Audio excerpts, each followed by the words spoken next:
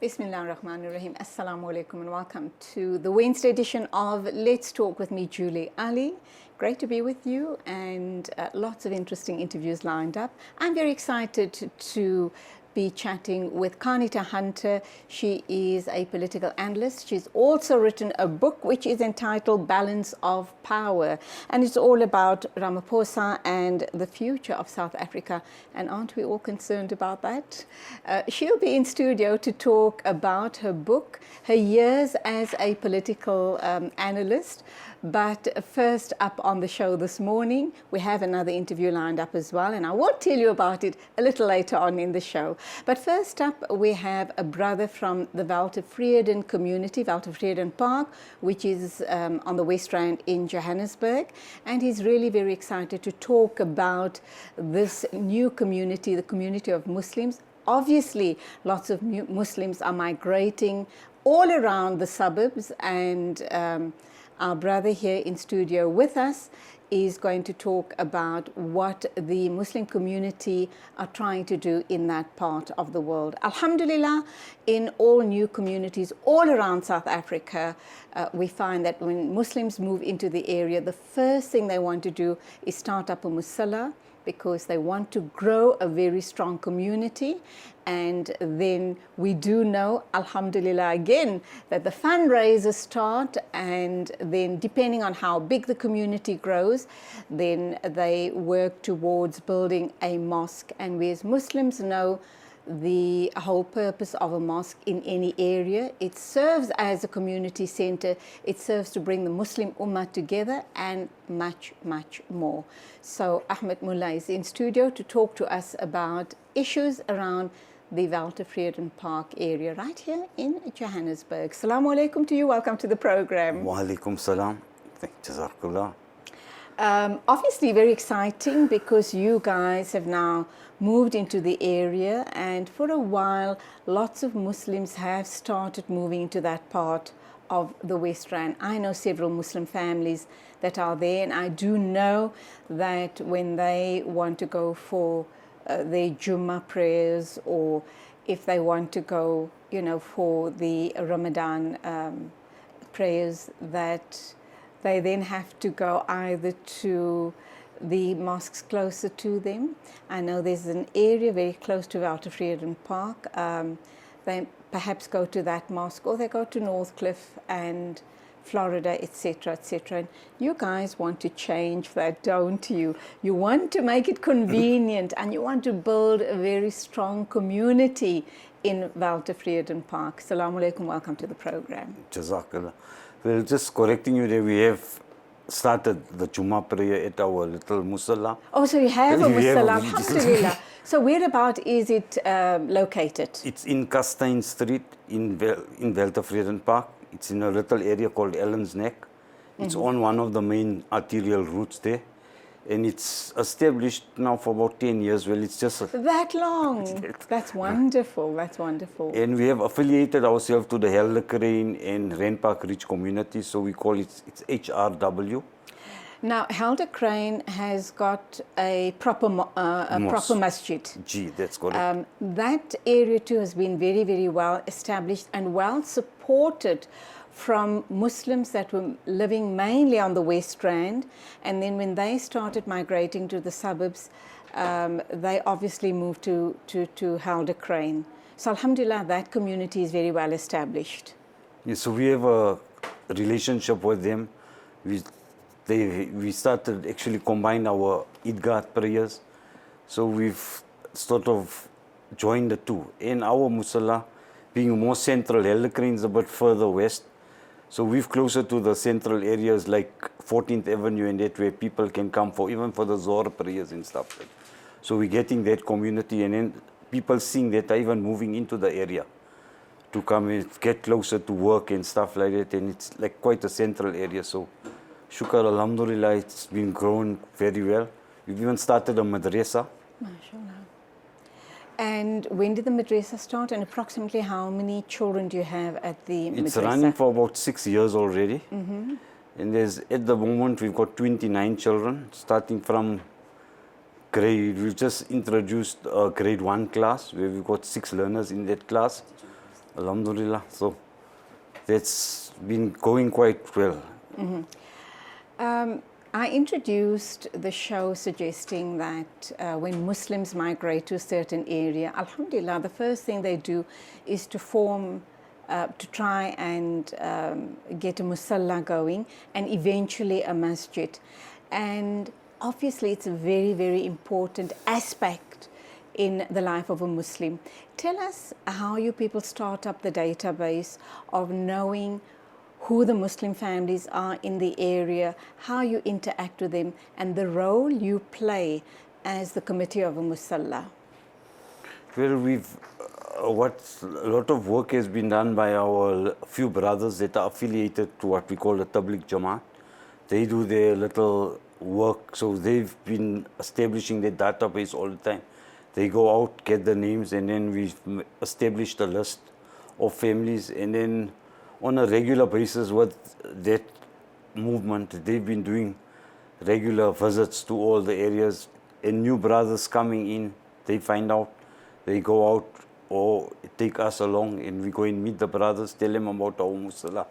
And even in the immediate vicinity, just so that everyone, all the Muslims in the community then know that, okay, there's 50 other Muslim families in the area, or 100 other Muslim families in the area, and thereby grow the community to be a strong Islamic-centered community center, not only for support, in terms of religious purposes, but just as a community to do everything you can as a Muslim and carry out your Islamic duties. Gee. It's quite important. Like that's why what our revert program is, also our first introduction to them is that Islam is not just a religion, it's a way of life. There's a lot of things that they need to do, that it governs your whole life.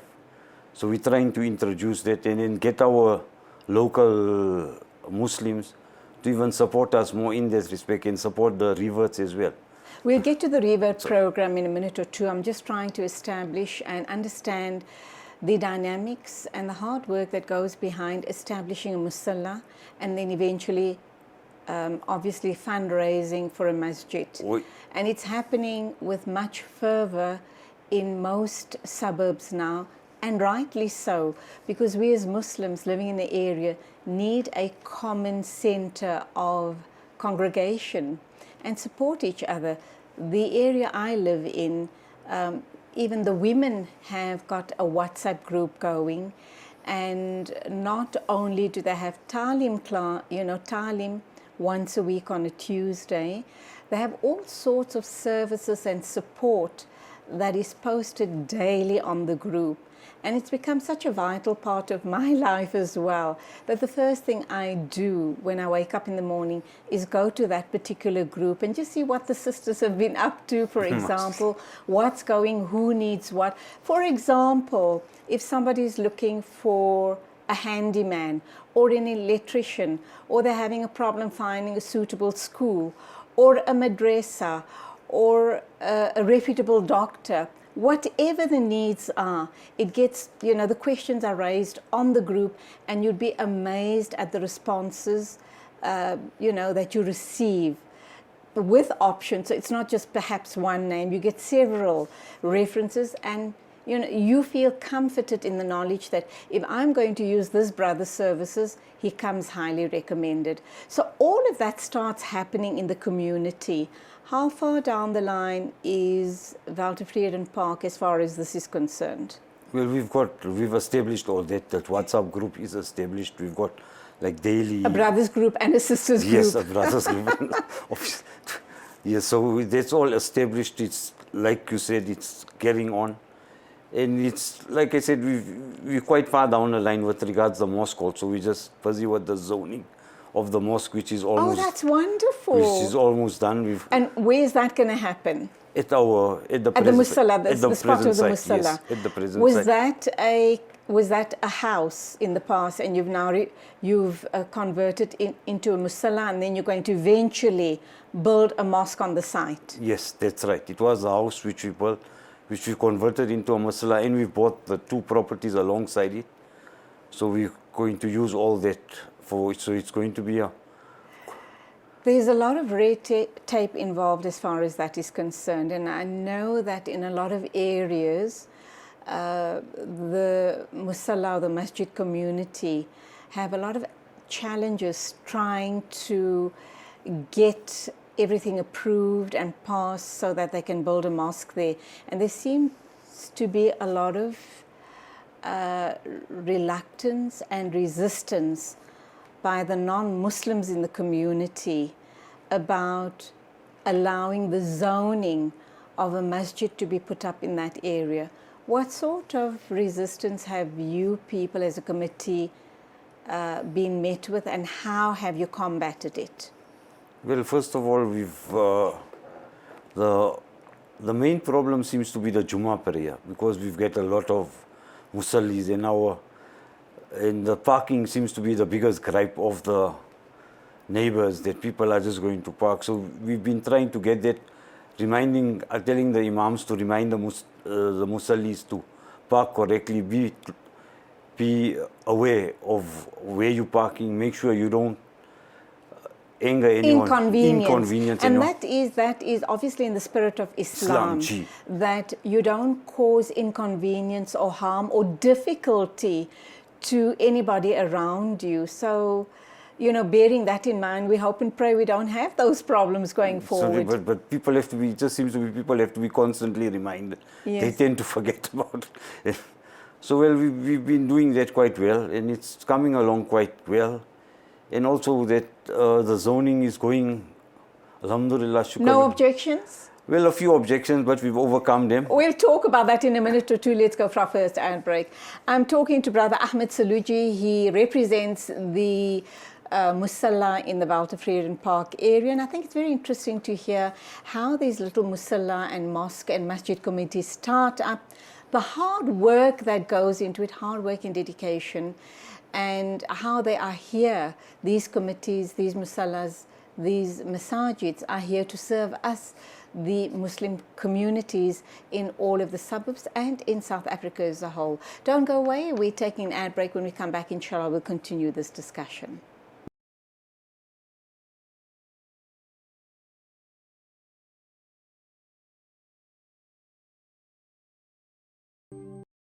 Our second guest is Laurie James. She's a criminologist, and we're going to be talking about the world of criminality and what exactly is it that a criminologist does. What is the scope of a criminologist in South Africa? So I'm really looking forward to that. But right now we're talking to Brother Ahmed Saluji. He's from Walter Freden Park, talking about establishing, inshallah, a masjid in the area, and also the next big project is to start up a revert program in the area. Now, Ahmed, coming back to the issue around rezoning, rezoning areas or a house for use of a musalla or a masjid.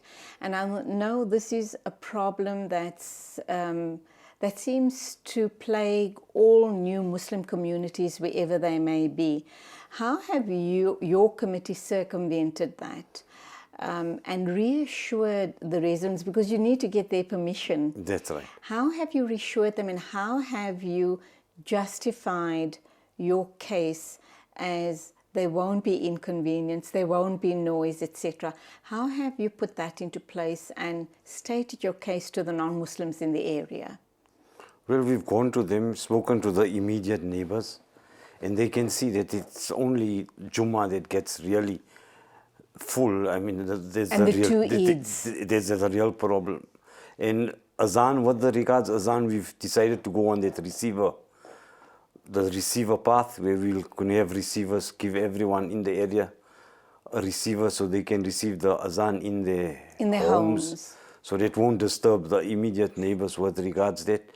And the zoning has been, well, we had to go to, our committee has gone through a couple of meetings with resistance, but fortunately they've overcome that. How many years have you people been working on it? It's now about 12 years.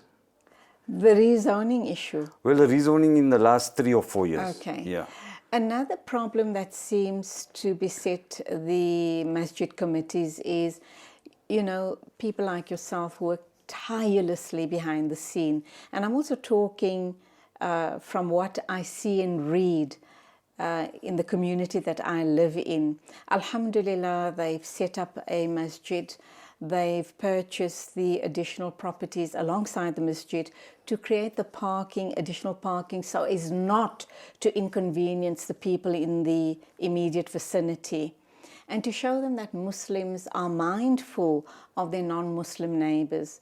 But the other issue we also seem to come up with is that certain months, maybe every month, maybe every second month, that the committee has to put out a plea for additional funds, or perhaps suggesting that there's a shortfall as far as the overheads for the month is concerned. And we know those are great. You know, you've got to pay salaries, you've got to pay rates, taxes, lights, water, there's maintenance costs, all of that. And some people maybe have budgetary constraints, some people just genuinely forget.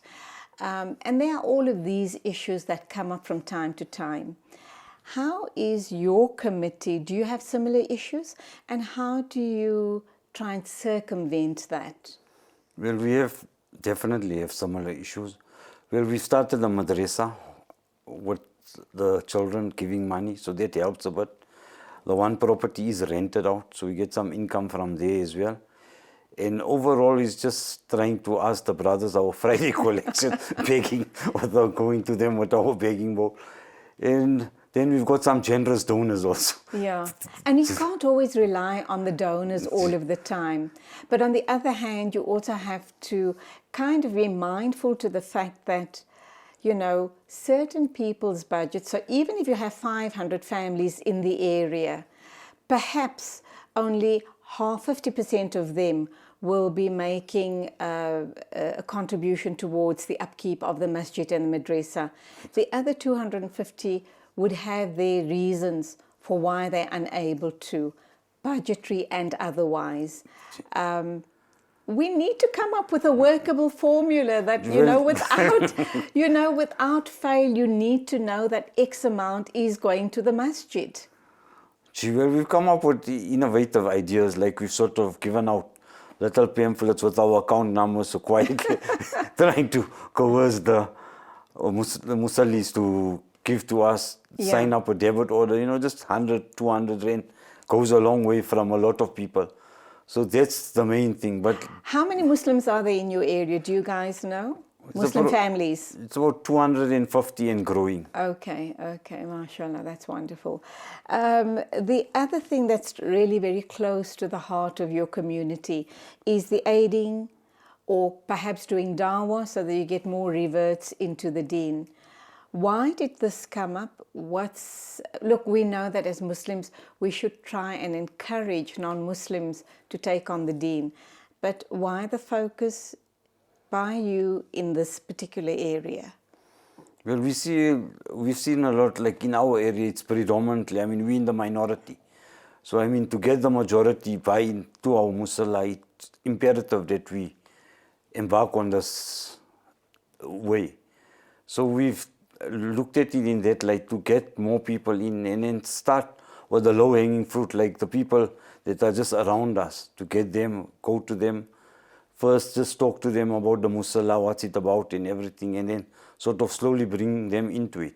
Are you inviting them to, I know a lot of masajids in the month of Ramadan invite non-Muslim families in the area to make iftar with them and to at least spend part of the Taraweeh to understand what Islam in Ramadan is all about, thereby, you know, creating a greater understanding of this beautiful deen of Islam. Have you guys gone that route yet? No, not yet. We've just started with the Muslims, like trying to get them. We have a little iftar program that we do. Just with the Muslim brothers. Just with the Muslim brothers, yeah, trying to invite them. You know, having a fast breaking, we break fast together.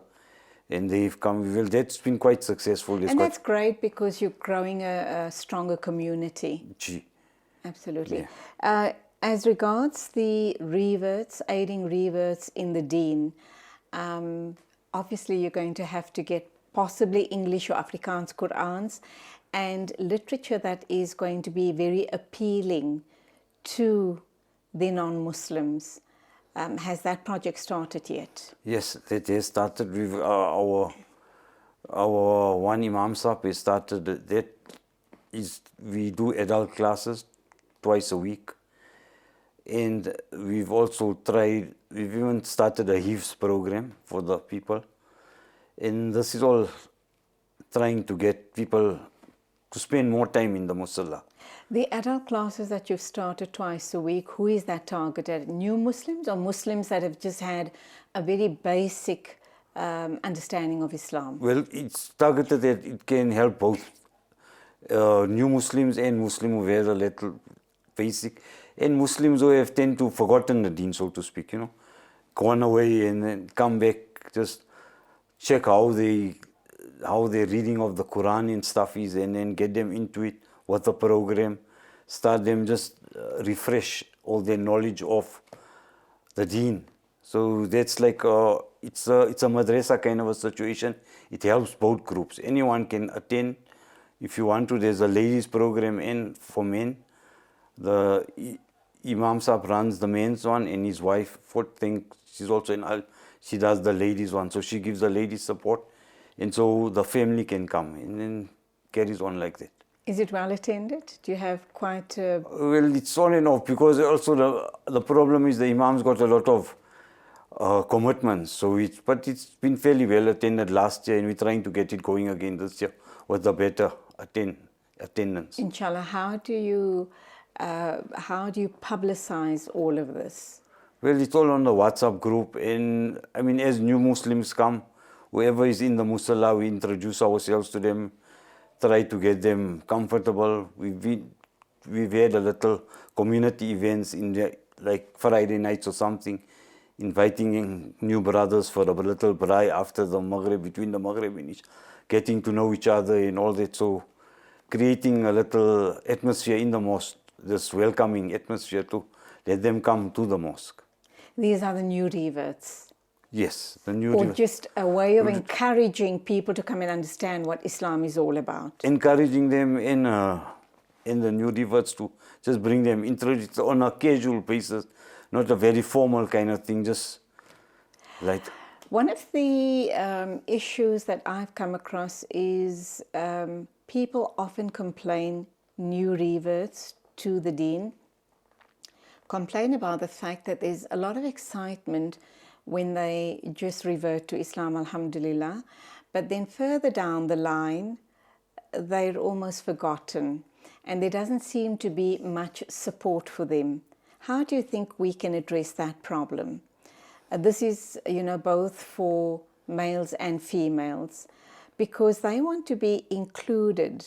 I think a lot of people who take on the deen feel that they're going to become a part of a community, but then a couple of months down the line, they kind of almost feel they're on their own, and they don't want to push themselves perhaps into a grouping of people where they feel they may not be comfortable or they may not be welcome. Well, it's a difficult one, because everyone needs to be welcomed, and we've been... That happens initially, but once they're into the fold of Islam, a couple of months down the line, or a year or a couple of years down the line, they feel very alone. I think we as Muslims need to apply our minds and see how we can really make them feel part of the community. Maybe get them involved on the Musalla and the mosque committees. Give them a role, a meaningful role in the community, so that they don't feel so alone. Well, that's up to the individuals. That's why even even the normal Muslims seem to be reluctant to get involved. Everyone feels this is a lot. Well, it's just that you have to get some enthusiasm into them to tell them, you need to get involved in the community and just get this enthusiasm going in the people. It is a difficult one. You know, I know life is hard. We all work very hard, and life has changed from the days of our parents and grandparents. Life is very, very demanding, but there's an important part of life. We've got to make time available because it's our spirituality, and if we feed our spirituality, alhamdulillah, we'll have a very rounded life. Inshallah. Well, we've been trying that. Like, I mean, that's why we've changed a couple of we've got some new imams in that with a little bit of more enthusiasm. So trying to get the community to come and listen, come and support Yes. us. It's challenging, Yeah, it's eh? challenging. It's very challenging. Get them interested, so to speak, so Yeah. that they can and feed their interest. That's the other thing, to get their, once you, like you said, once you got the interest, to keep the interest, not just keep in the beginning, be enthusiastic, and then afterwards just wane away and then forget about them. We have to be constantly going back to them and finding out, are you okay? You need anything you new? coping? How are you coping? Need some new, like with everything, you need to put some work into it. So Absolutely. Challenges up to now, the community, building of the community, the musalla, building of the mosque, getting the community to, you know, support all of the efforts. And we know that, sadly, I don't even want to say it, but it's the reality of life. Crime is rife in South Africa, and I think one of the other reasons why perhaps we don't get people going to the masajids at night, and possibly even for the Fajr Salah, is so many of our brothers have been targets, you know, soft targets for criminals. So that's something that's a huge challenge. it is, and we've been trying, like I said, was the security there all the time. That's an added cost as well. Added cost, exactly, that we have. And but that way also we've been trying that we've empowered another brother who is not doing much, trying to give him something. We've empowered him. He's doing our security, and we've got this part of the local security groups. So also get them. So that way also the community sees we're also trying to give back something to the community. Security, so Yeah, so even like getting involved with the security, finding out what's happening, and these residents associations are quite important also. We have to be part of it, show them. absolutely. Be part of it, attend it, tell them about us, or what's our challenges, and how we can help them and how they can help us. So it's like Absolutely, you have to work together because you can't do it alone. definitely. And that's another avenue of promoting Islam and encouraging new reverts, is being on all of these residents associations, understand what we are about. That's right. So it's another forum to go down, speak to them on a casual basis also, and get them to see our challenges and understand it, and also help us go forward. So it's like a community thing, not just an individual. And Islam is supposed to be Absolutely. It's not just about the Muslims and that little mosque on the corner. That's right. We've got to show them that we more than that, bigger than that, and we are willing to integrate and live as a community. We can't shut ourselves off. Definitely. So we have a minute to closing time. What do you want to say to the people watching us this morning, not only in Walter Park, but throughout South Africa? Just support your local masjids. Everyone, be tolerant with the people around us, and inshallah we'll grow a better community for everyone, not just for the Muslims. Inshallah, and may your revert community grow from strength to strength, inshallah. Ameen. And what sort of support do you need in that area? Well, it's mainly support from, it's mainly a monetary thing. So you obviously need literature and Qur'ans. Yeah, well, we're getting that a little from the Jamiyat because our imams are, but we can always do with a little bit of extra support. Inshallah, may you grow from strength to strength. Jazakallah. Brother Ahmed Saluji talking about the Walter Park community, and I think the story he shares with us today is not particularly honed in that community. He is talking on behalf of the entire South Africa, wherever Muslims go and resettle, move out of townships and go into the suburbs. They try and establish themselves, establish musallas, and then eventually establish mosques as well. And you've heard about the pitfalls, the challenges that face these communities. I've even spoken about in my own community where I live, that you get these gentle reminders every month suggesting, or every other month, that there's been a shortfall as far as the overheads for that month is concerned. So let's be mindful of all of that. Let's cut back on a couple of takeaways and takeouts and eating out for the month, and spare a thought for these hard-working individuals on the masjid and madrasa communities in your areas. They play an integral part in our lives, and to raise solid, structured, grounded Muslims, not only in our own particular communities, but globally at large. We're going for an ad break. When we come back, we'll be talking criminology, so don't go away.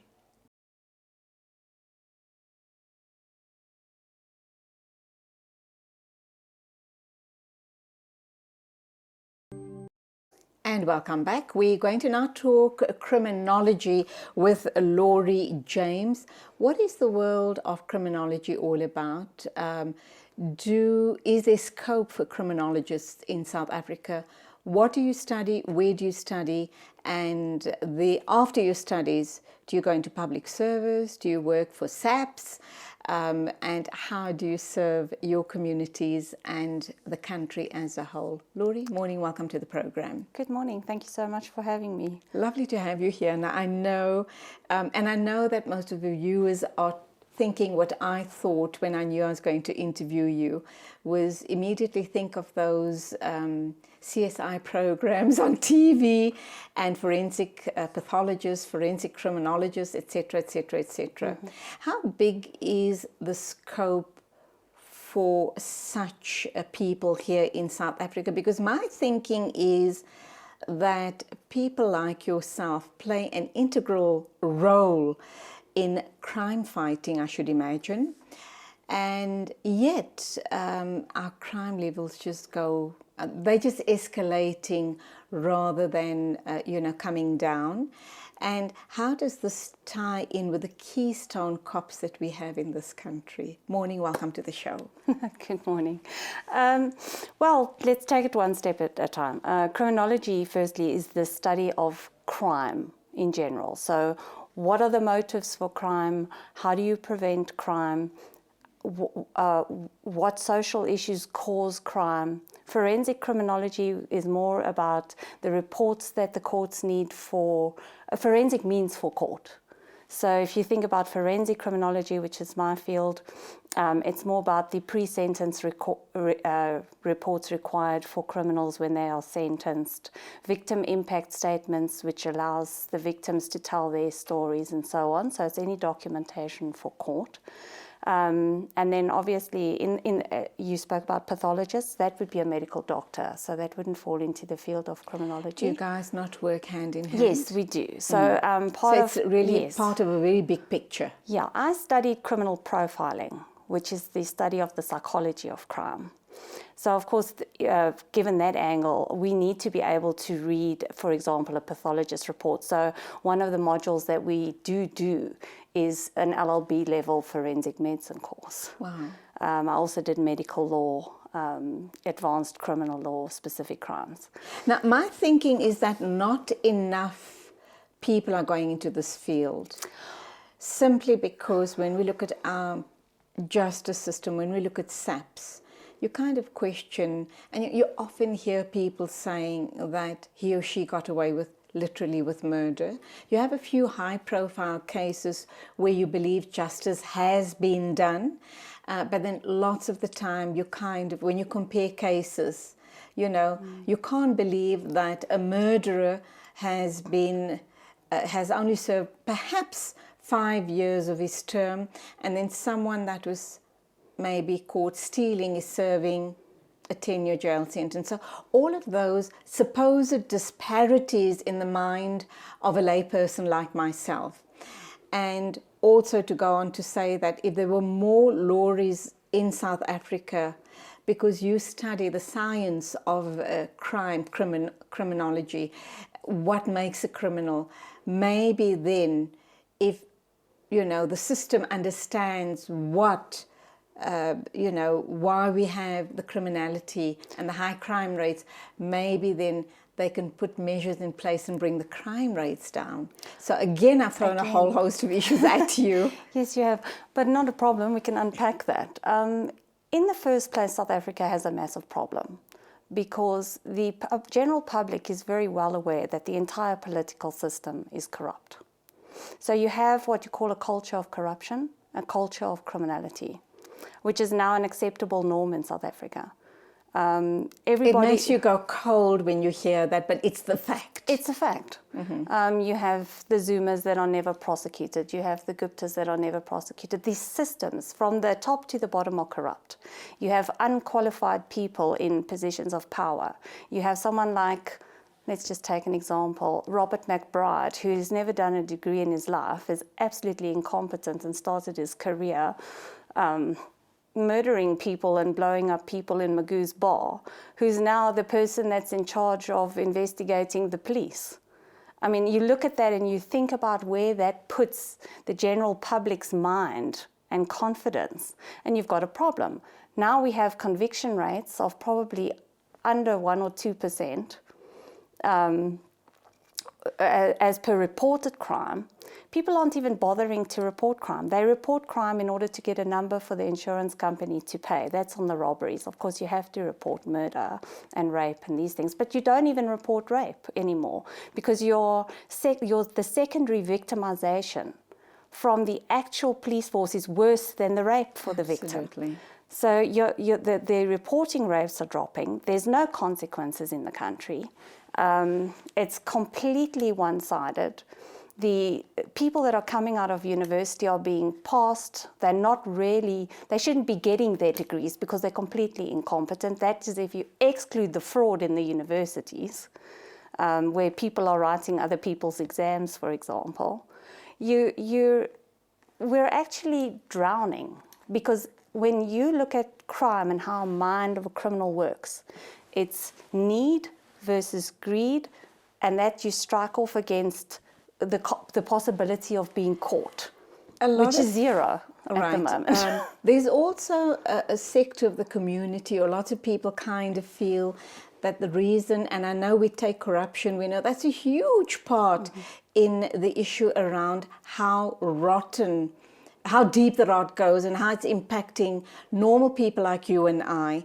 But there's also the issue around, and of course it talks directly to my next statement, which is unemployment. Because if we didn't have the corruption, perhaps the scales would be better balanced and there would be jobs to go around. But people are suggesting that the reason we have such high crime rates, petty and serious crimes, is because you have so many unemployed youth on street corners. Yes, unemployed youth on street corners is a problem. The other problem is the fact that there's very little investment in South Africa at the moment, and given the current circumstance, because of the corruption, because of the crime, because of the failed state of Eskom, you'd have to be a lunatic to invest here. So it's a vicious circle. So it's a vicious circle. It's now reached a point where it will just continue to cycle because it has been allowed to become endemic in the society. So you first have to restructure the whole thought process of society. And as long as you have a corrupt government in place, that is very difficult to do because your government is supposed to be your example. When you set a corrupt example, the population follows. I want to talk about some of the high-profile cases you worked on. What exactly was your role? But we'll save that for after the ad break. Let's just stay with where we are at the moment in terms of how do criminologists like yourself, who should you be supplying information to? How can all of this information be garnered and put to use, to put to proper use? Well, look, I believe there should be at least 10 criminologists in every police station with at least some knowledge of what is going on. They should be actively involved in all murder. They should be actively involved in all rape. They should be actively involved in all cases that deal with minors, just on the sensitivity issues of those cases. Yes, they should be involved in the robberies and the hijackings and so on as well, because they do have an education at least and an understanding. Where in the police force, unfortunately, with the massive recruiting that was done for the soccer, very few people were even screened. So the police force themselves are not, there's a huge amount of criminality within the force. So possibly the criminologists could, together with the work they do, investigate the criminality in the police stations, because at station level it's absolutely rampant. Well, I know I had to go and open up a case, and I ended up writing my own statement because the police officer was so incompetent, couldn't spell, couldn't even write properly, and I was so frustrated. No. So this is, that is why I refer to them as Keystone Cops. Well, from my personal experience, I've seen statements come out of the South African police force where it is spelled E-T and that is spelled, and the is spelled D-A. So that gives you a level of what the rest of the spelling was like. You can't even decrypt what they've tried to write, never mind prosecute on it. Let's go for an ad break. When we come back, we're going to talk about where you fit into the system as far as cases are concerned, and we're going to talk about your role in a few high-profile cases. Laurie James is my guest. She's a criminologist, and this is an area of study or a profession we don't kind of apply our minds to, even give much thought to it, unless, of course, you're watching CSI or one of the crime programs on TV. And I must say that it makes you sit up and think when you see how those police or just police forces and justice departments work. You are absolutely amazed at just how well oiled those wheels are running. And then you look back here, and I'm not knocking South Africa, I'm a proud South African, but we need to get things right here. We need to get the right people in the right jobs, and of course corruption needs to be stamped out for once and for all.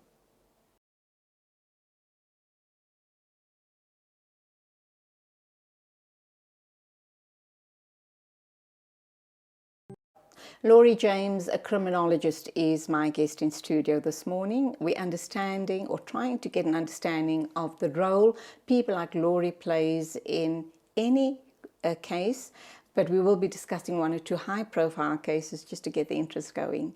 Where and how do you then become involved? Who commissions you to work on a case? I know you said ideally each police station should have 10 people like yourself, and we know that's not, we know that as you and I sit and speak here, there isn't even one at any or most police stations. Yeah. So when, how do you get involved in any case for that matter, but I'm particularly interested in hearing about you on the Oscar Pistorius case and a few others, time permitting, and what exactly is it that, the role you played? Well, the Oscar Pistorius case was very interesting because I didn't play an active role in the police. What I did do is I worked for CNN as the forensic analyst on the case for CNN. And then while I was there, I was approached to assist SABC, Carte Blanche, various on their broadcasting. So you were then really representing the media. Was what you uncovered and suggested, because you then studied Oscar Pistorius's mind at the time, pre and post the actual murder, was all of your reporting taken into consideration by the justice system when sentence was passed on him? Look, I did attend the initial bail hearings as well, out of personal interest. And I started watching him very early. I was early interviewed by Third Degree. Deborah Patter asked me to come in. And she asked me a very interesting question on that show, and that was, did I believe he had acted with intent? Did I believe he had murdered her? And I said, yes, I did. From what I had seen, the body language in the court, the inconsistency of the statements, because that's what a criminologist, with my experience as a profiler, does. We analyze. And from the analysis of the initial bail hearing statement, it was completely implausible. Deborah asked you the question, Did I believe that he intended? had murdered her? Right, but was requires intent. Okay. My question to you was it premeditated, or was it something that happened, the anger that drove him, the anger of rejection? Yes, I had a different take on him from most people. I believe that he is narcissistic to a point that it's clear to me. This is my personal opinion. I believe he was a narcissist. I believe that she challenged him on something, and that he flew into a narcissistic rage, and that caused the attack on her. I do not believe for one instant that any of the theory around the burglar. I know they had been arguing a lot during the day, and I have additional information that she actually didn't want to go there that evening. And from what had happened previously in the day, that was not really came to light in the trial. It was very clear to me that the setup had been set up that an argument would ensue, and that would damage his ego. Mm-hmm. And that's what I believe happened. And then that he shot her 4 times and then realized. And then if you look at the sequence of events afterwards, the fact that there were black bags lying at the bottom of the stairs, the fact that he phoned his friend that owns investment cars first, the fact that he then got hold of the lawyers, the fact that the Netcare call never came to light, where he claims that they told him to put her into a vehicle and bring her to the hospital because they couldn't get an ambulance there. Now, you tell me, what paramedic would give advice to put a gunshot victim into a car for a lay person with no legs to pick up a gunshot victim who may or may not still be alive and load her in a car with no backboard, no nothing? The bullets will sever additional arteries. It's implausible. And when something is implausible, then 99% of the time it's untrue. All right. It doesn't make sense. Okay. It's not true. I think that case had South African, I should imagine the whole, because he was, well-renowned world athlete. And it is so sad to think that 2 lives were lost and his whole career is now shattered. He has no future. He's just shot himself, he's just not going to feature any longer as far as, I should imagine, athletics is concerned. But coming back to the issue of your analysis of the situation, was that taken into account at any point as far as the trial is concerned, or would that have been perceived? Not on that trial. No. Not on that trial. I was there doing the media analysis. Yes, the media analysis for the media, because it's very difficult for the lay person to understand the systems or the pathologist's report or what they mean. So I would take the evidence and make it easily make it make sense, yes, for the public, also with the sentencing and so on. And I mean, it was very clear at the trial when that initial verdict was handed down. I mean, I was on air at the time and I actually burst out laughing. And the guy said to me, "Why are you laughing?" And I said, "Because this will be overturned at appeal. It cannot stand. It's an irrational verdict." So, Laurie, let's assume that a family, a high-profile family, or a family who believes that they've either lost a loved one or they've been done a terrible injustice, and they're not happy with the outcome by the justice system. Could they come to someone like you to review the entire case, perhaps look at video footage of the perpetrator, or as the trial went down, and based on what you then share with the family, can they then ask for some sort of retrial, for the case to be reopened, or midway into the case appoint to you and then make your evidence, can it then be admissible in a court of law? Absolutely. It would be then, you would have a problem post-conviction because your only recourse then is to appeal it. And depending on the case, you can only appeal on the facts or on the law. If the state loses, they can only appeal on the law. They cannot retry the facts. Okay. Okay, so once the facts are established, the state has lost its chance. Okay, so it's not like the States, for example, the United States. No, once you have a conviction, here you then have two opportunities to appeal. So if you've lost in the magistrate's court, you can appeal to the high court. If you lose in the high court, you can, or you then can appeal to the one in Bloemfontein, the Supreme Court of Appeal. You, as the defendant, you can appeal the facts and the law. However, you need to have facts, and new facts are not generally admissible. Then you would have to look at a procedure, and I've never done one, so to be honest with you, but you would have to try to get the case reopened. Okay.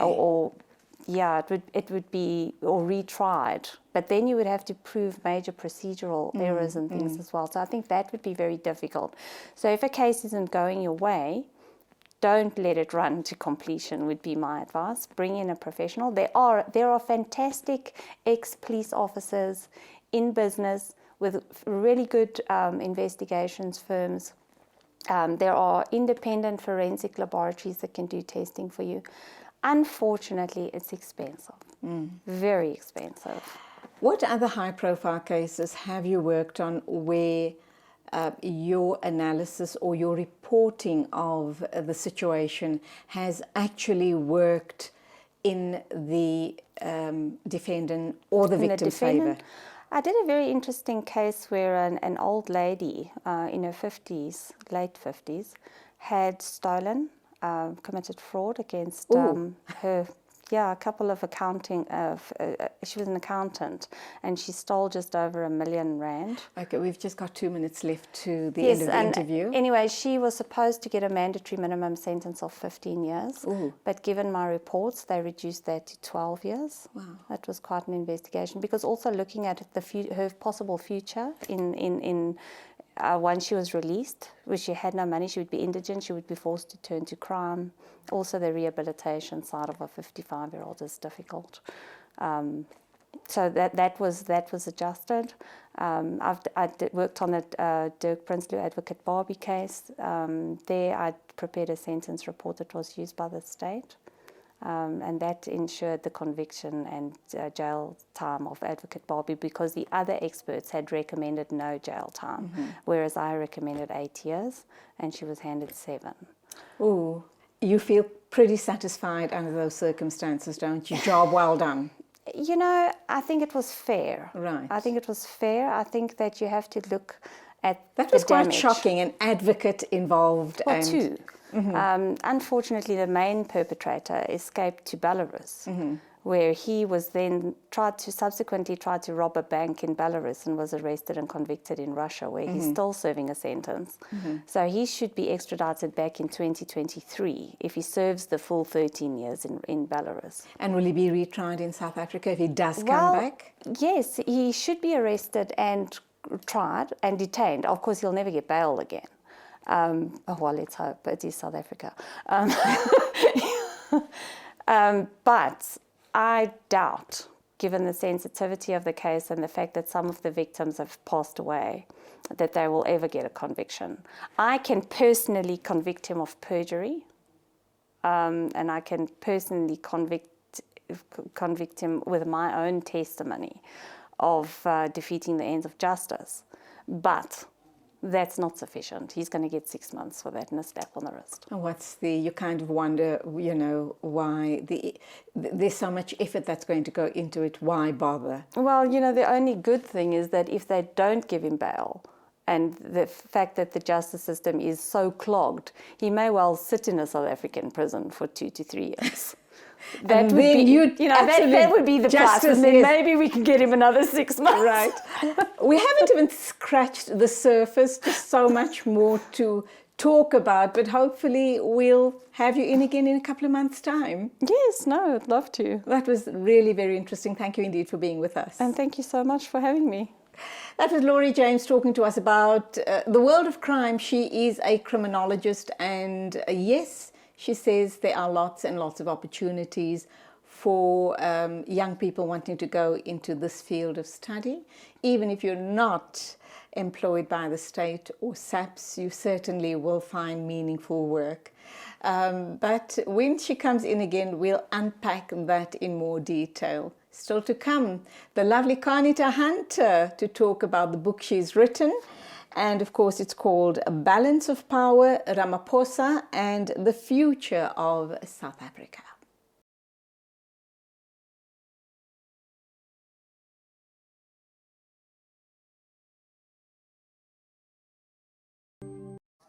Welcome to the final, I think, 12 minutes left of the interview this morning. Unfortunately, Kanita Hunter, my next guest, was caught up in traffic, so we'll forgive her for that, but she's promised to come on air again sometime soon. Amazing young lady. She, alhamdulillah, is an alima. She's also a political analyst. She works for the Sunday Times, and she's also written a book. The book is called Balance of Power, Ramaphosa and the Future of South Africa. And I'm so proud of her because she and I worked together a couple of years ago on a radio station, and it's so great to see young people claiming their rightful place in the world. Assalamu alaikum, congratulations, and I'm truly proud of you. Alaikum salam. It's always a pleasure chatting to you, Julie. Great to have you on the show. We have very limited time. We'll try and get to the heart of the matter. Inshallah, we will definitely have you back in studio again. Lots of things happening on the political landscape, and your book, Balance of Power, Ramaphosa and the Future of South Africa, talks directly to what's happening right now as you and I speak. Did you actually think that things would have been different after writing the book?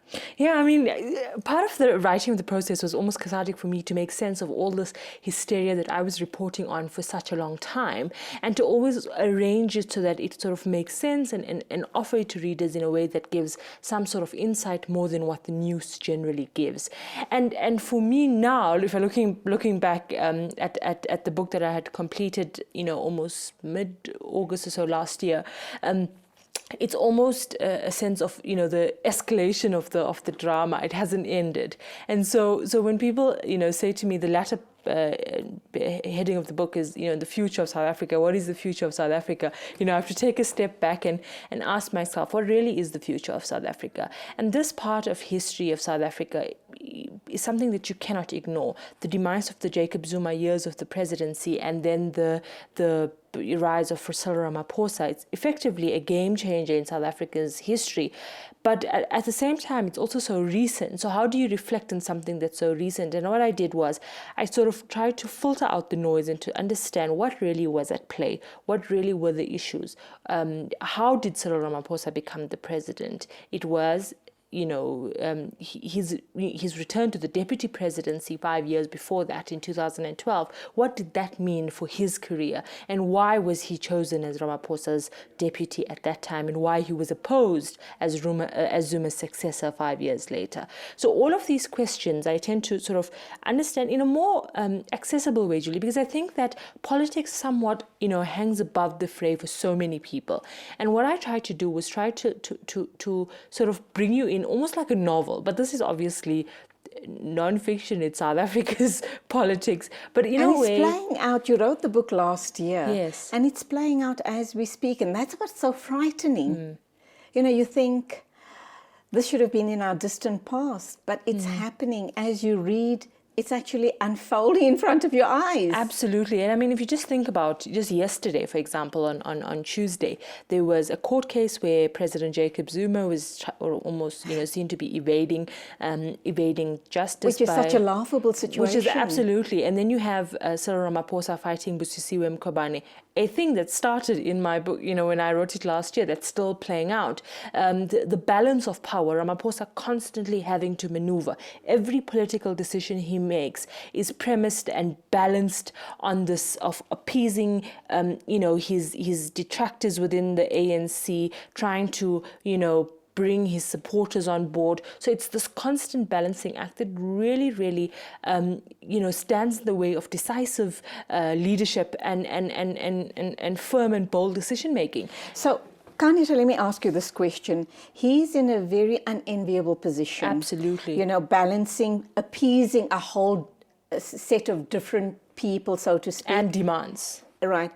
But why is it almost, when one looks back in hindsight, that Zuma was not in that position, and yet he, together with his cronies, raped this country? I think that the Zuma had the luxury of having so much of this, a full supportive ANC behind him, and he rose to power with all his supporters, and that entrenched the sycophancy, it entrenched the patronage that became the Zuma years. When it comes to Ramaphosa, it's a completely different set of cards, particularly because he rose to power unnegotiated or borrowed power, really. And so what happens in that regard is that you don't have the leeway, you don't have the playing field support. and the full support to do what you want to do, good or bad, because there is this level of opposition. There's almost,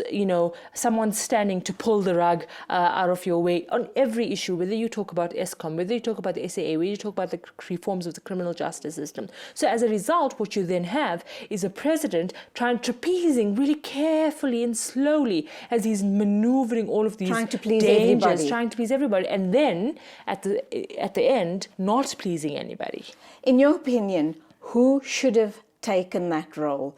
Whom do you think would have been the right person to perhaps pull us out of the darkness of the Zuma years? I won't put my neck out in that way, but I will say something, that I stand by something both Kgalema Motlanthe and Thabo Mbeki said. We cannot believe in messiahs. We cannot believe that one person can save everyone and save this country. And I think that was the problem with Cyril Ramaphosa, and something that he started wearing on his sleeve, that he will fix the country. The new dawn. Absolutely.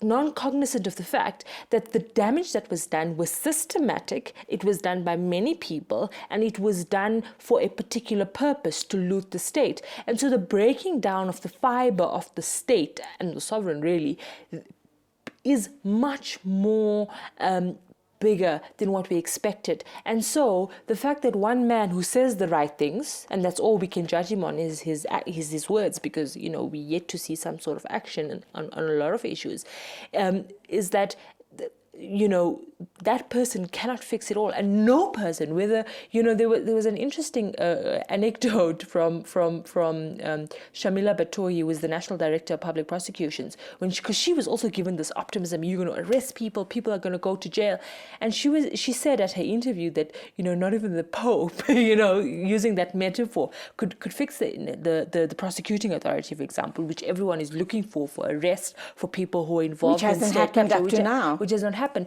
And the thing they keep reminding us only now, after, playing into the public gallery by saying we're going to arrest people, now they're saying it was far broken. The systematic rot within the state was far. Now, and the same can be said of ESCOM and SAA. And also, so whoever it is that takes on those positions you're not going to get an overnight fix. Because it's 9 years of systematic breaking down. Or longer. Or longer in the case of ESCOM, for example. And so I think that what this book does, Balance of Power, it gives interesting behind the scenes and really, takes you into the heart of what had happened. But more importantly, Julie, my goal was to equip a person to say, okay, this is how Ramaphosa got this power. This is how Ramaphosa got to where he got. These are the people around him. These are the type of people he influence his thinking. So let's use this, equip ourselves to then judge him now when he embarks on his presidency, his 5-year term, or, it could be 2 terms if he successfully stands for a second term. Do you think he's going to be successful to stand a second I think it's term? going to be extremely difficult. And whom do you think is the contender? Whom do you think, if he doesn't serve a second term, whom do you think is going to fill his shoes? I don't think that they have, in the ANC, they've decided that yet, particularly because they're going to have a problem probably seen in the US, where everyone in politics deems that they could be a better president. And I think that Ramaphosa, even his allies and his foes, there's many people who believe that they could be president. And I think that's going to be a thorn in his wheel very soon, because by June this year, it's already halfway through his ANC term as first term as president. And so people are already going to start lobbying and aligning themselves in a way that could, muscle him out of office. And that is going to be important to watch. Okay, 2 minutes to wrap up time. I'm so sad that you were stuck in traffic, but we definitely will have you back in again. Absolutely. Where do people buy your book? And has it been flying off the shelves? Please say yes. I hope so. I'm yet to receive a full report on how it's been going, but I've been getting absolutely positive feedback. Mashallah. And I think what for me stands out is even people who I thought, who are subjects who I write about in the book, who come to me and said, we appreciate the fact that you didn't take sides. And for me, that was really important, to not paint people as angels versus demons, or black versus white. It's a matter of intricately weaving the nuance of politics. This book is available in all leading bookstores and online booksellers, and I really hope people go out and write it. This was really, a big moment in my career, and I really, really hope people can read and engage with me on the book. And a big moment for me on this show, because you finally managed to come, but we'll have you back in again. Absolutely. I can't let you go without you answering this question. Is the political spectrum in South Africa big enough to host another party, perhaps? Because we've been hearing noises from Musi Maimane. He says it's not a political party. And we've also been hearing noises from the ex-mayor of Johannesburg. So what do you think is happening on that front? And can we have another political party? I think the South African political space is flooded with small political parties, all trying to get, muscle their way in for a vote, for their share of the votes. And what happens is that the dominant players really dominate the top half of the, 2/3 of the political space. I think that there is space for grassroots activism in the local government elections that's coming up next year. I think that Herman Mashaba may have some sort of gravitas. This thing that Musi is punting of a non-political political party, I think that it has good intentions, but also it hasn't really succeeded in South Africa. There has been similar formations that have been launched, and donors, it's dependent Driven on, by, obviously, especially international donors. And so I think that what Musi is trying to do is to operate in a utopia where all smaller opposition parties come together under umbrella. He's not realizing that a lot of the times there's a sense of self-interest in politics. And all people want is their one seat. So people form these parties just to have a job effectively. And I mean, there is this appetite for him to succeed, because opposition politics in South Africa is a mess. Yes. Absolutely. We need a strong opposition. Absolutely. To keep the politicians on their toes, and that's where we have to leave it. Thank you indeed, but definitely get you back in again. That was a lovely Carnita Hunter. She writes for the Sunday Times. She is a political analyst. We see her lots on other TV platforms. She was here obviously to discuss her book, Balance of Power, Ramaphosa and the Future of South Africa. She will be coming in again to talk at length. That's it for the show today. Thank you indeed for being with me. I sincerely hope you enjoyed my company. Till the next time, as always, take care on the roads. And it is Khuda Hafiz from me, Julie Alli.